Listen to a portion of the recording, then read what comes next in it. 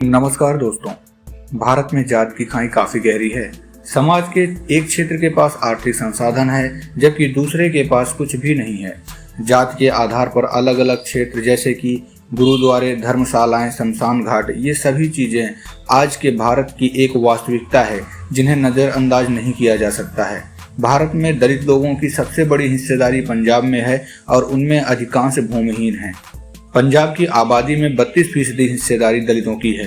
आज की वीडियो में 3 ऐसे दलित सिंगर की बात करने वाले हैं जो किसी परिचय के मोहताज नहीं हैं और दुनिया में अपनी एक अलग पहचान बनाए हैं। पहले नंबर पर आते हैं सोनू निगम। सोनू निगम भारतीय संगीत जगत का एक ऐसा नाम है जिसे किसी परिचय की आवश्यकता नहीं है। 30 जुलाई को जन्मे सोनू निगम ने अपनी मधुर आवाज और गायकी से न केवल भारत में बल्कि दुनिया भर में करोड़ों प्रशंसकों का दिल जीता है। उन्होंने हिंदी के साथ साथ कन्नड़, बंगाली, मराठी, तेलुगु, तमिल, ओडिया, भोजपुरी, गुजराती, मलयालम, तेलुगु, तुलु, छत्तीसगढ़ी, मैतेई समेत कई भाषाओं में गाना गाया है। सोनू निगम का जन्म एक कायस्थ परिवार में 30 जुलाई 1973 को हरियाणा के फरीदाबाद में हुआ था। उनके पिता अगम कुमार निगम भी एक गायक थे जिनसे सोनू को संगीत का परिचय मिला, और माता का नाम शोभा निगम है जो एक गृहिणी थी। उनकी 2 बहनें हैं जिनका नाम मीनल निगम और निकिता निगम है। बहुत कम उम्र में ही सोनू ने अपने पिता के साथ मंच पर गाना गाना शुरू कर दिया था। उन्होंने महज 4 साल की उम्र में पहली बार मंच पर क्या हुआ तेरा वादा गाना गाया था। इसके बाद उन्होंने पिता के साथ कई बार मंच पर परफॉर्मेंस किया। उन्होंने 4 साल की उम्र में गाना गाना शुरू कर दिया था और 19 साल की उम्र में वह गायन के क्षेत्र में अपना करियर बनाने के लिए फरीदाबाद से मुंबई चले आए। वह मोहम्मद रफी से काफी प्रभावित थे, इसलिए स्टेज और शो में ज्यादातर उन्हीं के गाने गाते थे। अपनी मेहनत और काबिलियत के दम पर आज उन्होंने वो मुकाम हासिल किया है जो हर किसी के बस की बात नहीं है। दूसरे नंबर पर आते हैं कैलाश खेर। कैलाश खेर एक भारतीय गायक और संगीतकार है। उनका जन्म 7 जुलाई 1973 को उत्तर प्रदेश के मेरठ में हुआ था। कैलाश खेर ने कई मुश्किलों का सामना किया और मेहनत से बॉलीवुड के दिग्गज सिंगर बने। उन्हें साल 2017 में पद्मश्री से सम्मानित किया गया। कैलाश खेर को संगीत विरासत में मिला। उनके पिता पंडित मेहर सिंह खेर पुजारी थे और अक्सर घरों में होने वाले इवेंट में ट्रेडिशनल फोक गाया करते थे। कैलाश खेर ने बचपन में अपने पिता से ही संगीत की शिक्षा ली और यहीं से उनका पूरा फोकस म्यूजिक पर हो गया। कैलाश खेर हिंदी सिनेमा में सूफी गानों के लिए जाने जाते हैं। मल्टी स्टारर फिल्म सलाम इश्क में उन्होंने रब्बा गाने में आवाज दी थी। यह गाना उस दौर का सबसे हिट गाना साबित हुआ था। उनकी गायकी का परचम सिर्फ हिंदी सिनेमा में ही नहीं बल्कि कन्नड़ और तेलुगु सिनेमा में भी लहरा रहा है। कैलाश खेर ने अब तक 18 भाषाओं में गाना गा चुके हैं। 300 से अधिक गाने कैलाश ने सिर्फ बॉलीवुड में गाए हैं।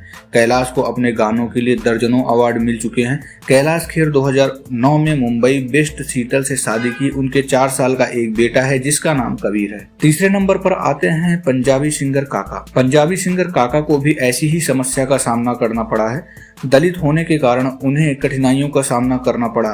उन्होंने हार नहीं मानी।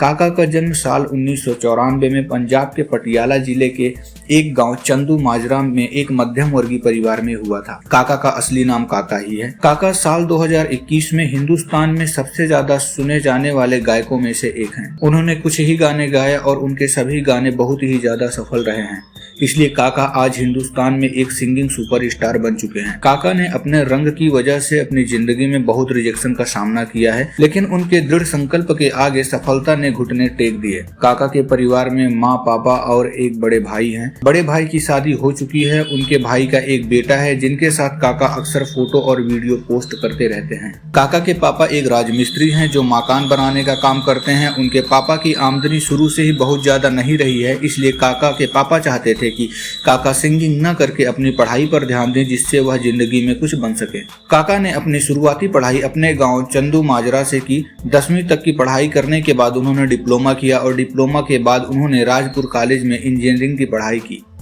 इंजीनियरिंग की पढ़ाई पूरी करने के बाद वैसे काका सिंगिंग में ही अपना करियर बनाना चाहते थे, परंतु खुद का गाना लॉन्च करने के लिए पैसों की जरूरत होती है और उनके पास पैसा नहीं था। इसलिए उन्होंने तय किया कि नौकरी करके पैसा कमाएंगे, उसके बाद गाना बनाएंगे। काका अपने इंस्टाग्राम के जरिए बताते हैं कि उन्हें आइडिया के लिए रिजेक्ट किया गया, आवाज के लिए रिजेक्ट किया गया, लव प्रपोजल में रिजेक्ट किया गया, कई बार जॉब में रिजेक्ट किया गया, उनके फेस को रिजेक्ट किया गया, उनकी राइटिंग को रिजेक्ट किया गया, प्रोजेक्ट रिजेक्ट किए गए, सॉन्ग्स रिजेक्ट किए गए, कंपटीशन में रिजेक्ट किया गया। यहाँ तक ही नहीं, मेंटली और इमोशनली भी रिजेक्ट किया गया है। जब काका ने नौकरी करके जब थोड़ा पैसा इकट्ठा कर लिया तब उन्होंने पहला म्यूजिक सॉन्ग लॉन्च किया। यह गाना साल 2019 के आखिर में आया था। गाने का टाइटल सुरमा था। यह गाना काका ने अपने दोस्तों के साथ मिलकर गाया था, जिस पर लोगों का कोई खास रिस्पॉन्स नहीं आया। पहला गाना फ्लॉप होने के बाद काका फिर नौकरी करने लगे। उसमें कुछ दिनों बाद देश में लॉकडाउन लग गया, इसलिए जॉब छोड़कर घर आ गए। घर में वह एक कमरे में ही बंद रहते थे, जहां वह हारमोनियम बजाते, सिंगिंग करते रहते थे और साथ ही काका गाने भी लिखते थे। काका के पापा को काका का यह स्वभाव अजीब लगता था। उनको लगता था कि काका पागल हो गया है।